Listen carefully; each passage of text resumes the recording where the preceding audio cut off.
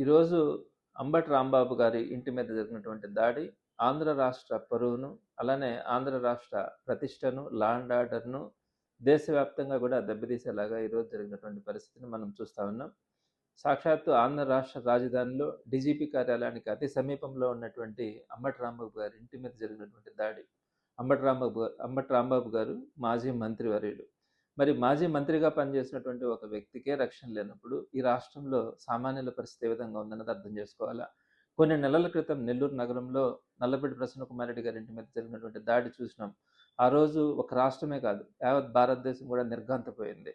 ఆ విధంగా ఈ రోజుల్లో కూడా ఒక ఇంటి మీద, ఒక ఇళ్ళ మీదకెళ్ళి దాడి చేసే పరిస్థితులు ఇంకా కూడా ఉన్నాయా? ఎక్కడో బీహార్, వెస్ట్ బెంగాల్‌లో జరిగేటువంటి పరిస్థితులు ఈరోజు ఆంధ్ర రాష్ట్రంలో ఉన్నాయని ఆశ్చర్యపోయినాం.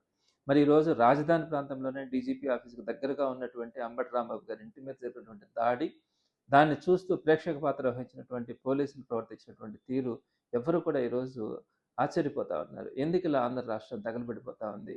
వాంటెడ్‌గా చేసినటువంటి సందర్భం. ఈరోజు ముఖ్యమంత్రి కార్యాలయం నుంచి వచ్చినటువంటి సూచనల మేరకే పోలీస్ డిపార్ట్మెంట్ అంతా కూడా చూస్తూ ఉండిందే గానీ, ఎక్కడ గూడా వారిని కంట్రోల్ చేయాలన్నటువంటి పరిస్థితి కూడా కనిపించలా.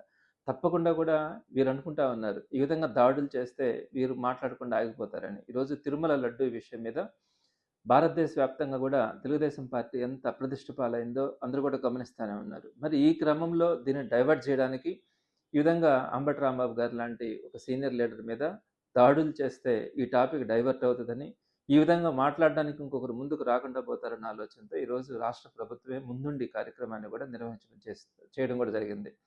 తప్పకుండా ఈరోజు వైఎస్ఆర్‌సీపీ శ్రేణులు ఎవ్వరూ కూడా ఈ కూటమి ప్రభుత్వం చేస్తున్నటువంటి అరాచకాల్ని ప్రశ్నించడానికి, వారు పెడుతున్నటువంటి కేసుల్ని లెక్క చేయకుండా ఎవరు కూడా కూటమి ప్రభుత్వం మీద వారు చేస్తున్నటువంటి అరాచకాల్ని, కేసులు అంటే వైఎస్ఆర్‌సీపీ శ్రేణులు గాని, నాయకులు గాని, కార్యకర్తలు గాని ఎవరైనా గనక ప్రశ్నిస్తే వారి మీద పెడుతున్నటువంటి కేసులు, వీటిని చూసి ఎవరు కూడా ఆలోచించే పరిస్థితి కూడా లేదు. ఎవరు కూడా భయపడే ప్రసక్తే లేదు.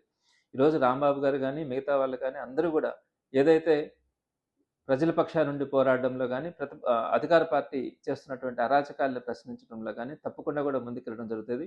ఈరోజు ఈ కేసెస్ అన్నీ కూడా కంప్లెయింట్స్ గనక తీసుకోకపోతే వీటన్నిటిని కూడా చట్ట ప్రకారం కేసులను ఎఫ్ఐఆర్ చేయించడం కానీ, రేపు వైఎస్ఆర్‌సీపీ గవర్నమెంట్ వచ్చిన తర్వాత తప్పకుండా ఈరోజు ఎవరెవరైతే వీటిలో ఇన్వాల్వ్ అయ్యి ఉన్నారో వారందరినీ కూడా చట్టం ముందు నిలబెట్టి వారందరినీ కూడా కఠిన శిక్షలు పడేలాగా చేయడం కూడా జరుగుతది. జగన్మోహన్ రెడ్డి గారు అందరికీ కూడా భరోసానిస్తా ఉన్నారు. ఈరోజు ఏ సామాన్య కార్యకర్త అయినా, నాయకుడైనా కూడా ఈ కూటమి ప్రభుత్వం వల్ల ఇబ్బంది పడితే వారందరికీ కూడా రాబోయే రోజుల్లో ఆ విలువ, గౌరవం ఉండేలాగా, తప్పు చేసిన వాళ్ళందరినీ కూడా శిక్షించేలాగా తప్పకుండా కూడా రాబోయే రోజుల్లో చేయడం జరుగుతది.